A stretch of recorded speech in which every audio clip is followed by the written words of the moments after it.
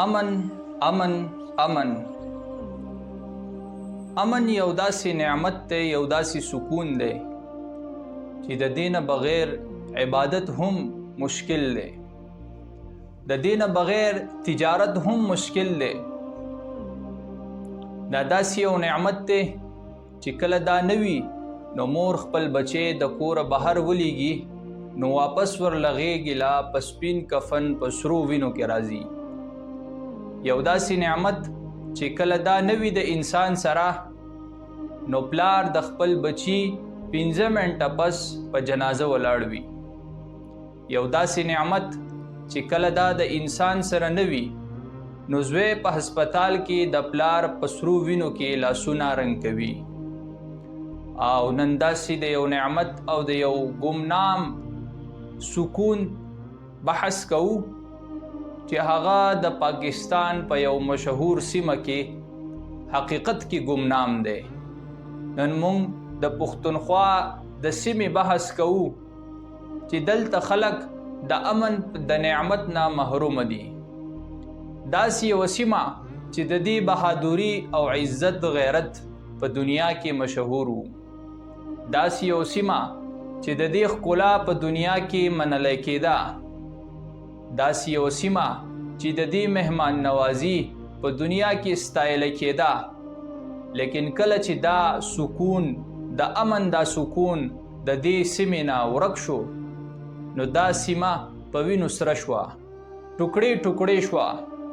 دې سیمې د خپل امن دپاره د خپلو فرزندانو د غوښو ټوکړې کرلې دي، د وینو نهرونه یې بهولی دي. لیکن تر اوسه هم په 20مه صدۍ کې دا سیمه د امن نه محرومه ده. د دنیا مختلف قومونه، مختلف علاقې چې په دې وخت کې د اسمان بلندۍ ته رسیدلی دي، لیکن دا پښتونخوا اوس هم په شا روانه ده. وجه یې څه ده؟ امن نشته. یو مولا کچرې د اسلام خبره یا د حق وینا په منبر باندې وکړي نو د ده غوښې په دې منبر باندې خورې پرتې وي.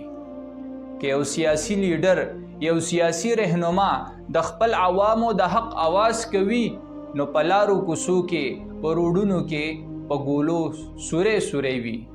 دا داسې یو نعمت دی چې کله ابراهیم خلیل الله یو کلی، یو محله تیاره کړه نو اول دعای په هغې کې د امن دپاره وغوښته.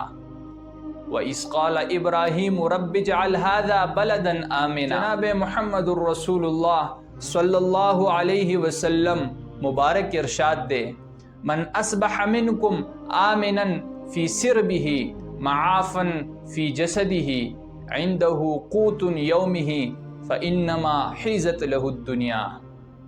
حضور فرمائی چې کله په تاسو کې یو سړی سحر کی او په امن سره د جسم باندې روغ وي، تندرست وي او د ورځې خوراک سکاک ورسره موجود وي نو دله د دنیا ټول نعمتونه میلاو شو. کاش دغه امن او دغه سکون د پښتنو سره نن نشته. لہذا د دې امن او د دې سکون د تلاش دپاره یو کېدل پکار دی.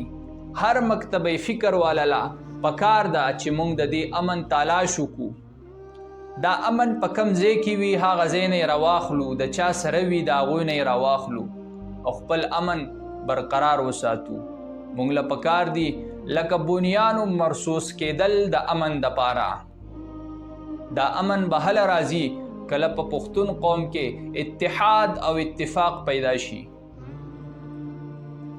نن پښتون قوم د قومیت په نوم باندې وجلی کېږي.